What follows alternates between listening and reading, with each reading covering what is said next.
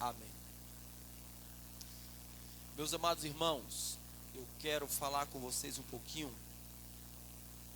baseado na própria leitura que fiz. Eu quero falar sobre a ajuda do Senhor.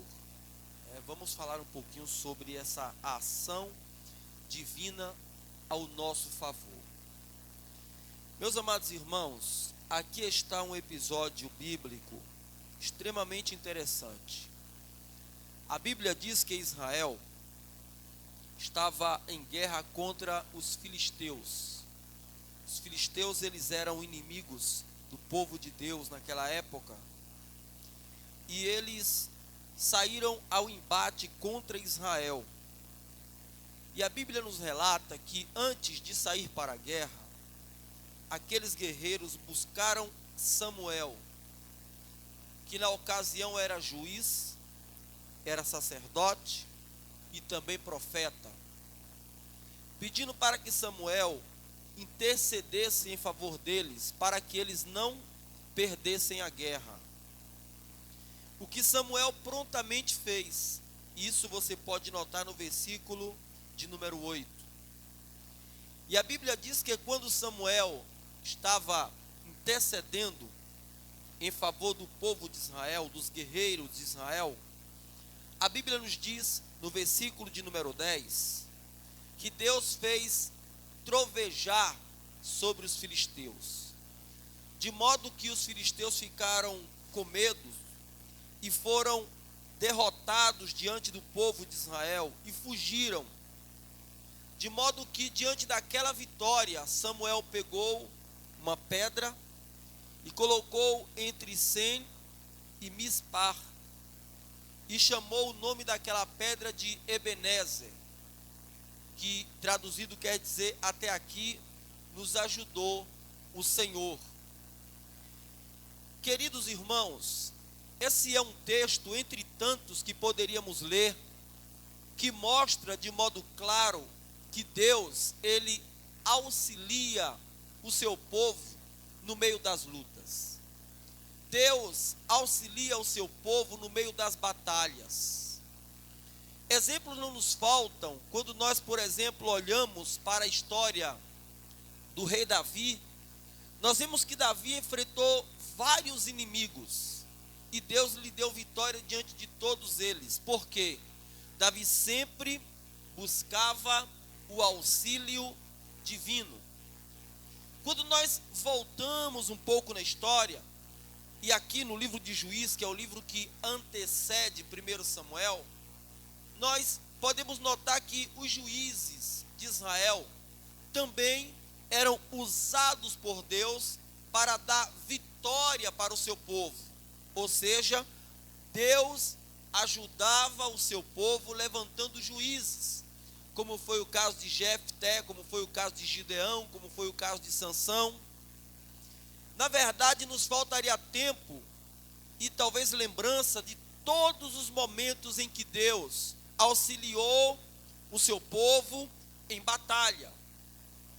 E nos dias de hoje, quando nós tratamos esse texto dentro do nosso contexto de vida, não é diferente. Todos nós temos em determinadas áreas da nossa vida lutas para enfrentar. E nós, se lutarmos sozinhos, corremos o risco de perder a batalha. O Senhor Jesus, ele disse: sem mim nada podeis fazer. Quando o homem confia na força do seu próprio braço, ele está fadado ao fracasso. O salmista Davi, ele disse que uns confiam em carros e outros confiam em cavalos, mas que ele fazia menção do nome do Senhor. Então, não adianta o homem, por mais recurso que ele tenha, pensar que pode lutar só e vencer. O ser humano, ele precisa do auxílio divino. E referindo-se especificamente à igreja, em cujo contexto eu e os irmãos estamos incluídos, o auxílio divino para enfrentarmos e vencermos as lutas é fundamental. O auxílio divino para nós enfrentarmos e vencermos a luta é vital. Mas esse texto que nós lemos, ele nos traz um contexto interessante, que nos revelam atitudes que devemos tomar para que Deus nos ajude em nossas lutas e nos conceda a vitória. Essa palavra é para você que está enfrentando luta. Eu não sei qual é a sua batalha. Certamente, sua batalha tem origem espiritual e manifesta-se no mundo físico. Porque é ilusório o crente pensar que ele não está envolvido com a batalha espiritual. Por quê?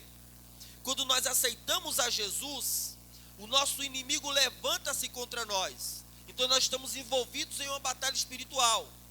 Aí o nosso inimigo, ele cria estratagemas contra nós. E essas estratagemas vêm em forma de empecilhos, de dificuldades. Por exemplo, tem gente que pode estar enfrentando lutas aqui e precisam do auxílio divino na área da saúde.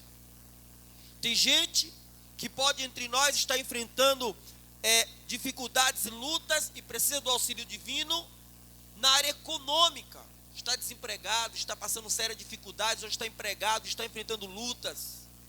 Tem gente que precisa do auxílio divino na sua vida, pode ser em guerras que estão relacionadas ao seio da família, ou seja, dificuldades no relacionamento, e precisa do auxílio divino para ter vitória sobre os empecilhos dentro do lar. E assim, o fato é que nenhum de nós vivemos sem nenhuma luta. Todos nós enfrentamos um combate, todos nós enfrentamos dificuldades, e precisamos, repito agora, de modo essencial, do auxílio divino sobre nós. E esse texto nos mostra o exemplo do auxílio divino, que deu vitória aos judeus, a partir do momento que os judeus assumiram determinadas posturas, que vem para nós nessa noite como recomendações. E quais foram elas? Primeiro, Deus nos ajuda em nossas lutas quando nós nos convertemos ao Senhor. O versículo de número 3 da sua Bíblia diz assim: então falou Samuel a toda a casa de Israel, dizendo: se com todo o vosso coração vos converterdes ao Senhor, e tirai de vós os deuses estranhos, os astarotes, e preparai o vosso coração ao Senhor, e servi só a Ele, Ele vos livrará das mãos ou da mão dos filisteus. O primeiro passo para Deus nos ajudar nas nossas batalhas, para que nós possamos chegar no final das nossas lutas e dizermos: até aqui nos ajudou o Senhor, é nos convertermos a Ele de todo o nosso coração. Converter é voltar-se completamente para Ele. Converter é ocupar o nosso coração com Ele. Converter é estar de frente para Ele, de costa para o mundo. Israel, nesta ocasião, apesar de ser o povo de Deus, não estava completamente convertido. Se você olhar o versículo que lemos, que é o 3, que está na sua Bíblia, diz assim: tirai dentre vós os deuses estranhos.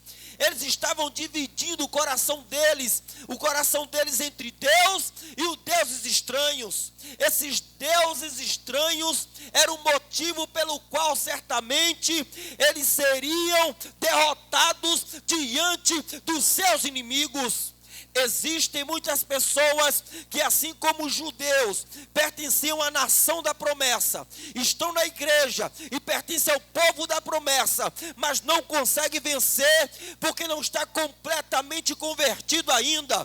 Tem lá um ídolo na vida dele, tem alguma coisa que lhe atrapalha, tem alguma coisa que afugenta a graça de Deus, e por esse motivo Deus não pode operar. Olha o que é que está atrapalhando a presença de de Deus na tua vida. Talvez seja aquele filme que você assiste, aquela novela que você assiste, a internet que você vê. Eu não sei o que é, mas nesta noite Deus está te dizendo que se você se converter, Ele vai livrar você da mão desse filisteu e vai te dar vitória, porque Ele ajuda ao crente convertido. Se nós nos convertermos, Ele nos ajudará. Os judeus aqui representam a nós. Eles tinham Deus, conheciam Deus, mas não estavam convertidos. E não é a primeira vez. Quando nós encontramos a história do profeta Elias, eles estavam cocheando em dois pensamentos. Enquanto as pessoas na igreja também não estão assim, cocheando em dois pensamentos. Será que eu vou vencer? Será que Deus vai me ajudar? Duvidando. Ou quando não, pensa em Deus de um jeito, depois se volta para o mundo de outro. Não é nem quente e nem frio, como diz o Apocalipse, ele é morno, ele não tem vida com Deus, e depois quer a ajuda divina, depois quer o auxílio divino. Irmão, não é bem assim. Se converta ao Senhor nesta noite, veja o que é que está te atrapalhando. Lá no livro de Hebreus, capítulo de número 11, capítulo de número 12, melhor dizendo, está escrito: portanto nós que estamos rodeados de uma tão grande nuvem de testemunha, deixemos pois todo pecado e embaraço que tão de perto nos rodeia, e corramos com paciência a carreira que nos está proposta, olhando para Jesus, autor e consumador da nossa fé. O que é que está atrapalhando você de vencer? Jogue por terra nesta noite, se liberte nesta noite, e Deus vai ser o teu auxílio, vai ser o teu braço, vai ser a tua sombra, e vai te livrar da mão dos filisteus. Mas se converta. Os judeus foram para a guerra, mas eles, para vencer, precisaram se converter. Não basta ser o povo da promessa, não basta ter a lei que eles tinham, não basta ser descendente de Abraão, tem que se converter ao Senhor, para que Ele possa nos livrar das mãos dos nossos filisteus. Quem é o seu filisteu? Quem é que te oprime? Quer ajuda? Quero. Se converta. É a palavra de Deus nessa noite. E eles tiveram a iniciativa de se converter. Mas eles tomaram também uma outra atitude que nos chama a atenção. Verso de número 4. Passaram a servir somente ao Senhor. Ou seja, Deus nos ajuda quando nós nos decidimos servir somente ao Senhor. É uma continuação do mesmo pensamento, só que com um detalhe de diferença. Eu vou ler o 4 e vou explicar o detalhe. É o que o versículo 4 diz: então, os filhos de Israel tiraram de si os Baalins, os Astarotes, e serviram só ao Senhor. Essa palavra servir aqui significa adoraram só ao Senhor. Além de se converter, eles passaram a adorar só ao Senhor. A palavra adorar no hebraico significa servir a Deus, está disponível para Deus. Eles não adoravam unicamente a Deus, porque não estavam convertidos a Ele. Não é que tem gente assim também, que quer adorar ao mesmo tempo o Deus da Bíblia, e como diz o verso 4 aí da sua Bíblia, aos Baalins e os Astarotes. Não dá para ter outro Deus diante do Deus da Bíblia. No capítulo de número 20 do livro do Êxodo, está escrito: não farás para ti imagem nem escultura, nem semelhança alguma do que é em cima nos céus, nem debaixo na terra, porque eu sou o Senhor teu Deus, Deus zeloso, que visita a maldade dos pais nos filhos, até a 3ª e 4ª geração. Mas faço misericórdia até 1000 geração, daqueles que guardam o meu mandamento. O nosso Deus não divide adoração, igreja.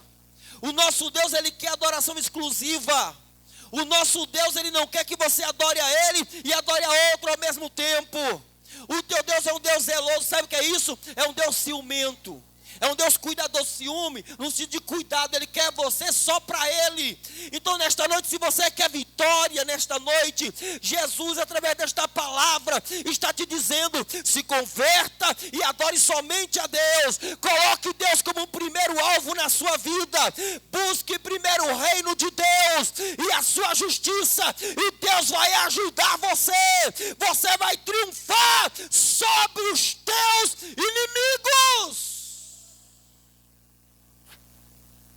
Quem vem primeiro na sua vida? O que é que você tem colocado acima de Deus, que tem atrapalhado de Deus poder operar na sua vida? Quando a pessoa confia em alguma outra coisa que não seja em Deus, ele vai naufragar, como já citamos.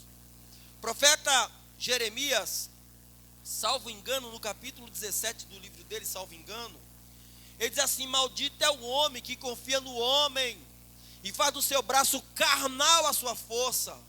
Mas bendito é o homem que confia no Senhor e cujo coração no Senhor está. Ou seja, talvez a sua idolatria seja você mesmo. Você confia muito na sua capacidade. Não é que você não tem que ter autoestima ou segurança para fazer as coisas, mas você despreza a Deus, ou seja, eu vou fazer. Tiago disse, não digas amanhã irei fazer, diga se Deus quiser irei fazer. Nós precisamos entender que é Deus que nos ajuda. Se você está galgando um posto bom nesse momento em sua vida, foi Deus que te colocou lá. Não confie em você mesmo. O que você tem, foi Deus que te deu. Por isso tudo é dele, por ele e para ele. Glória somente a ele. Converta-se ao Senhor, adore ao Senhor, e ele vai dar vitória para você. Muitos que adoraram a Deus tiveram vitória. Faltar-me-ia tempo. Muitos. Josafá adorou a Deus, Deus deu vitória a Josafá. E muitos outros homens da Bíblia, que como Josué, quando entrou diante das muralhas de Jericó, adorou a Deus e Deus deu vitória a Josué. E assim é com você nesta noite. Se você quer a ajuda de Deus, que é o tema que estamos pregando, para que você possa dizer até aqui me ajudou o Senhor, então adore a Deus, sirva a Ele só. Não divida o seu coração com ninguém que não seja único e exclusivamente Deus. Se você colocar alguma coisa acima de Deus, Ele não vai te ajudar. Ele vai permitir, ouça que palavra forte, Ele vai permitir que você perca, para você reconhecer que sem Ele, você não vai a lugar nenhum. Tem gente, meus irmãos, que se humilha, e tem outros que precisam ser humilhados. Deus não tem prazer em humilhar ninguém. Ele diz assim, humilhai-vos. Deus quer que os indivíduos se humilhem. Mas tem situações que o próprio Deus vai lá e humilha o camarada. Porque ele é altivo, ele é cheio de si, ele não adora a Deus, ele não reconhece a Deus. Lembra de Herodes? Não reconhece a Deus, aí é comido de bicho como Herodes foi. Mas nesta noite o Espírito Santo está dizendo para você, coloque Deus em primazia, adore a Ele só, reconheça Ele só em teus caminhos. Se você fizer isso, você vai ver que Ele vai te ajudar. Esse filisteu, que é na área da saúde, econômica ou qualquer um, ele vai sair da tua vida, porque é maior que vai estar contigo do que aquele que está te perturbando. Deus é contigo. Glória a Deus. Irmãos, continuando ainda, falando sobre o auxílio de Deus.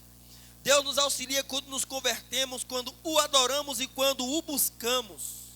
Versículo de número 5 da sua Bíblia. Olha o que o texto diz. E disse mais Samuel, congregai todo o povo em Mispa e orai, e orarei por vós ao Senhor. Ou seja, eles iam se congregar para o Samuel poder orar por eles. Quando se dispõe a buscar ao Senhor, meus irmãos, aí Deus dá vitória. A oração, como diz os antigos, é a chave da vitória. Não abandone a oração. Não abandone a oração. Oração é chave da vitória. Um dia desse teve, eu estou falando só para te edificar, um dia desse teve um evento nesse bairro aqui, esses dias de troca de tiro aqui nesse bairro. Só para te edificar eu estou falando isso, só para te edificar. Na hora eu estava de joelho, o pau quebrou e de joelho eu continuei. 6 horas da manhã, o pau quebrando e eu de joelho. Irmão, nós precisamos orar. Você quer a ajuda de Deus para aplacar esse bairro? Quero. Ore. Você quer a ajuda de Deus para você poder andar livre pelas ruas? Ore. Você quer a ajuda de Deus, aí voltamos, na sua vida, alguma área pessoal sua? Então ore. A oração é a única via através da qual nos comunicamos com Deus. Você não se comunica com Deus de nenhuma outra forma, só através da oração. Quando você vai num culto, Jesus salva, Jesus batiza com o Espírito Santo, Jesus cura. Você pode não ter orado, mas aquilo aconteceu porque alguém orou. Um certo estudioso, que me faltou o nome dele agora, Leonardo Ravenhill, é um estudioso fantástico, tem um livro dele, Por que Tardo o Avivamento. Leia esse livro, muito bom. Leonardo Ravenhill, ele diz que a oração é a Cinderela da igreja, pastor. Vocês conhecem a história da Cinderela? Era a moça mais linda, mas só que era mais escondida também, mais oculta entre as outras mulheres. Ela só aparecia na festa para encantar o príncipe. A mesma coisa é a oração. A oração é a coisa mais linda. Quando você ora, a resposta da oração é a coisa mais linda, irmão. Tem gente, você já deve ter escutado isso, eu vou repetir. Deve ter escutado em algum lugar isso, que eu já escutei várias vezes. E é verdade. Eu repito porque é verdade. Tem gente, quando chegar na eternidade, vai receber coroa maior do que certos pregadores, do que certos cantores, do que certos ensinadores. Eu vou falar, por quê? O pregador vai dizer assim, naquele dia eu ganhei 1000 almas. Aí Jesus vai apontar o dedo assim e dizer, porque ela orou. Naquele dia eu louvei e Deus visitou a igreja. Aí Deus vai apontar o dedo assim e dizer assim, porque ela orou. Não deixe de orar, irmão. Se você orar, você vai naufragar. Não é a igreja, a congregação que vai naufragar, não, porque sempre vai ter alguém na brecha. Mas você vai naufragar. Vai começar a achar os cultos sem graça, a palavra sem graça. E sabe o que vai acontecer? Deus não vai poder te ajudar nas tuas lutas. Mas o Espírito Santo está dizendo que se você quiser o auxílio divino na tua vida, seja qual for a área, ore. Busque ao Senhor, se humilhe na presença de Deus, porque aquele que se sujeita diante do Senhor, ele exalta. Jesus Cristo disse, tu quando orares, entra no teu quarto, fecha a tua porta, teu pai que te vê em secreto, vai te recompensar para todo mundo ver, vai ser em público. Ore, e Deus vai dar vitória para você. Ore. Israel venceu, porque se converteu, adorou e orou. Quarto lugar, meus irmãos, estamos terminando. Israel venceu também, Deus ajudou Israel, porque Israel se arrependeu dos seus pecados. Agora nós terminamos. Veja o versículo de número 6, diz assim, e congregaram-se em Mispa, e tiraram água, e derramaram perante o Senhor, e jejuaram aquele dia, e disseram ali, pecamos contra o Senhor, e julgava Samuel os filhos de Israel em Mispa. Irmãos, eles reconheceram o pecado dele. Pastor, qual era o pecado dele? Tudo que preguei até aqui. Eles não estavam convertidos, eles não estavam adorando só a Deus, eles não estavam, como diz aqui o texto, buscando ao Senhor, eles estavam afastados de Deus. Aí eles confessaram, reconheceram. O salmista Davi, ele diz assim, em um dos seus salmos, acho que o 51, se não me foge a memória, ele diz assim, acho que é 51, não lembro, ele diz assim, sacrifício não quisestes, porque senão eu te daria, mas um coração quebrantado, tu não desprezas, ó Deus. Quando o ser humano reconhece O texto fala que eles derramaram água. Quando o ser humano reconhece e se derrama perante o Senhor, quando o ser humano reconhece que ele precisa mudar, quando o ser humano reconhece que ele precisa melhorar, aí Deus começa a mudar ele, aí Deus começa a auxiliar ele, Deus começa a ajudar ele, e ele vai de vento em polpa ter vitória absoluta na sua vida, porque ele reconhece que ele é um pecador, ele reconhece que ele precisa de Deus. Aí Deus vem com o Espírito Santo e fortalece a ele, porque a Bíblia diz que o poder de Deus se aperfeiçoa na fraqueza do homem. O problema está aqui no que vou dizer antes de terminar, é que algumas pessoas, por frequentar igreja ou ocupar cargos estratégicos, nunca acha que está errado. O povo trabalhoso, né, pastora? Você chega para o ímpio e fala para ele que ele está errado, o ímpio ouve. Mas tem crente que você fala que ele está errado, ele não reconhece. Ele não reconhece que está errado, pode estar errado como for, mas ele tem um coração duro. Eu vi um certo pregador dizer o seguinte, que o pior povo que tem para você levá-lo a se arrepender não é o pecador externo à igreja, mas o pecador interno à igreja, porque ele está fazendo errado, achando que está certo, você está dizendo que está errado, e ele ainda vira seu inimigo. Os judeus aqui queriam a ajuda de Deus. O que eles fizeram? Confessaram, derramaram água, está na sua Bíblia, verso 6, jejuaram. Jejuar aqui significa que eles se quebrantaram.